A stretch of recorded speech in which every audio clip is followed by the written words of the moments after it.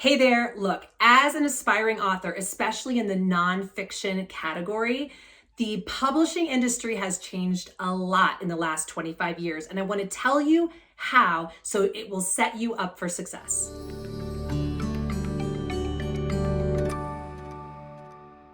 My name's Kelly Notaris. I'm the founder of KN Literary Arts. We are a full-service editorial studio helping you get from wherever you are to having that book in your hand. So please visit us at knliterary.com, find out more, even feel free to schedule a call. We love talking to authors like you.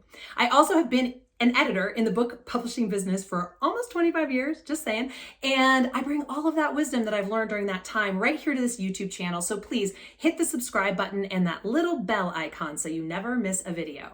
All right, so the fact of the matter is, in the last 25 years I've been in the business, the industry has changed. The number one way that it has changed is called consolidation. People have heard about this. It's happened in really all of what I would call the entertainment industries, whether it's music or film, in the last 25 to 30 years. But basically, large corporations or the corporate publishers have snapped up all the little guys. And the result of this is that there's a lot less competition in the marketplace. So instead of having Dutton and Little Random House and Putnam and Plume, all being these different places that an agent can send your book and hope that they get into a bidding war. Now, all of those imprints that used to be on their own are now under one roof. They're all under Penguin Random House, for example.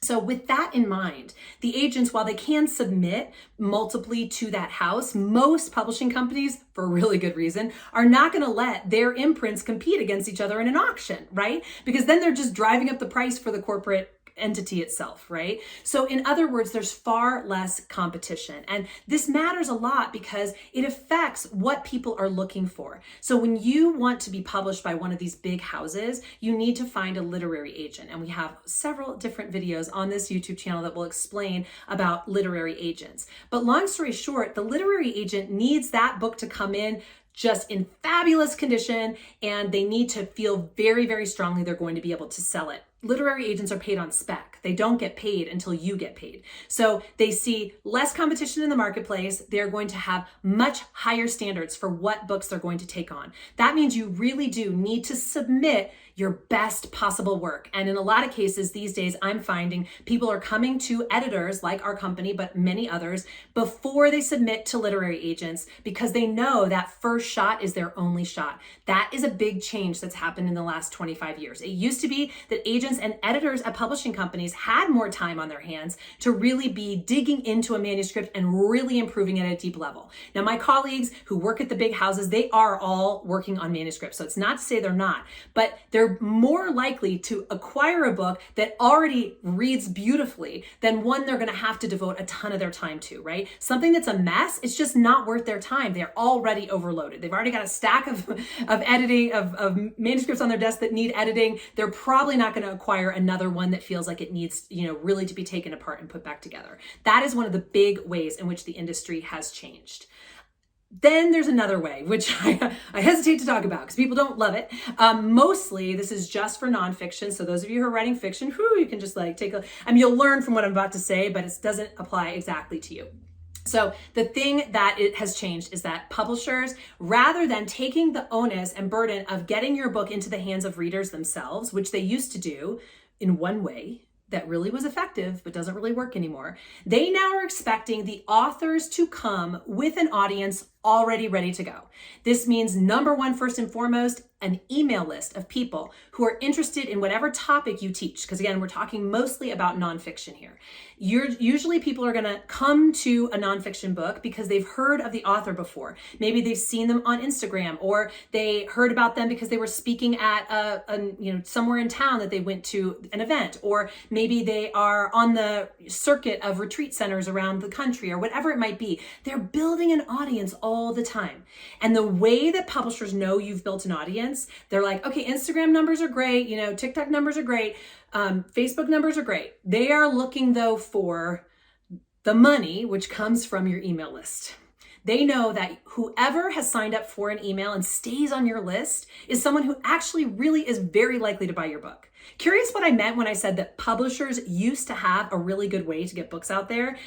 One way that they knew how to do, that was bookstores. Okay. And as you know, one of the other ways that the business has changed in the last 25 years is that there are fewer independent bookstores. There are fewer bookstores, period, brick and mortar, and far more sales are happening online at different venues like bookshop.org. I should do a shout out. Definitely check out bookshop.org, bn.com, and of course, Amazon, who kind of started the trend.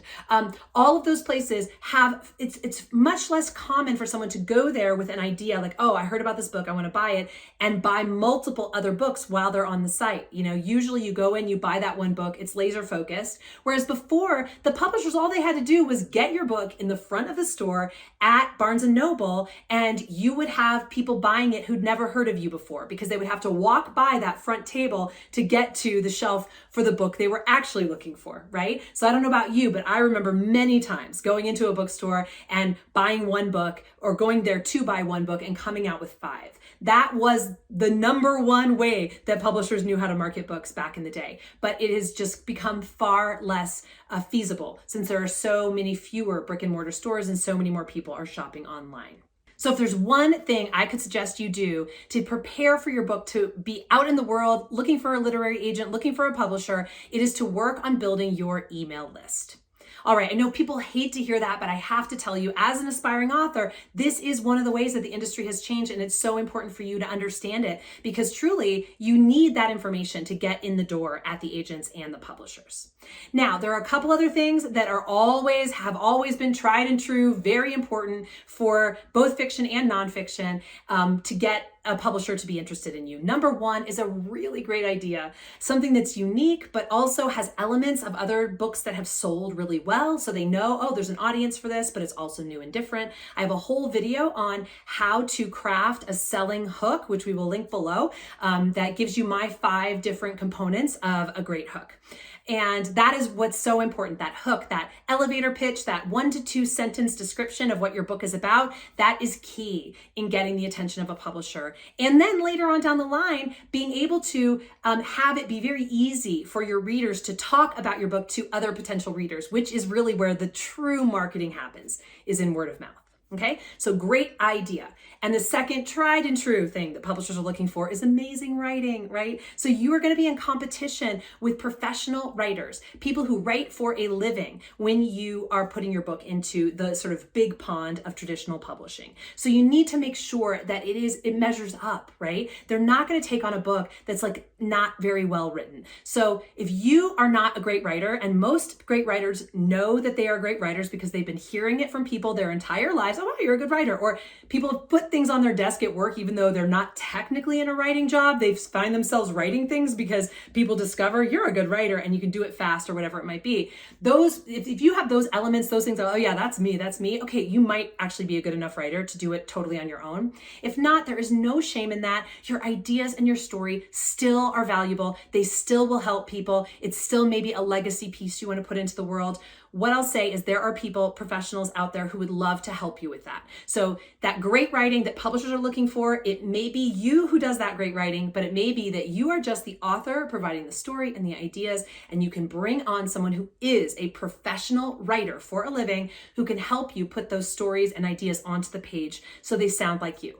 That is a very common part of the business. We call it collaborative writing. Sometimes it's called ghost writing, but truly it's no shame at all to do that. It happens all the time within the publishing business. I say nonfiction books, 40 to 50% of them are written by someone whose name is not on the cover.